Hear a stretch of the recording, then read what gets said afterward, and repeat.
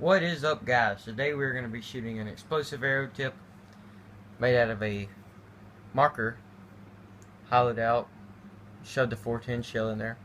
But let's go shoot it. Alright, here's the arrow tip. I just stuck it on there, but couldn't shoot it.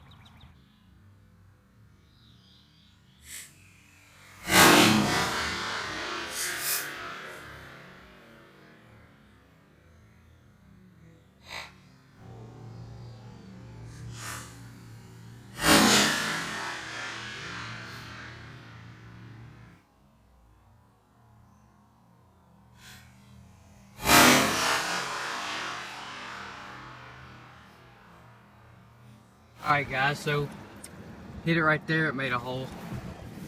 Didn't go through though. And I hit it right here, made a hole. It did go through. But I don't know where the other one is that I just hit. But I think that's pretty good. This is what they look like after you shoot them. They just kind of explode. They don't really go out the front, but I can't find the other one. But yeah, just get a marker, hollow it out, and shove one of these in there. And subscribe.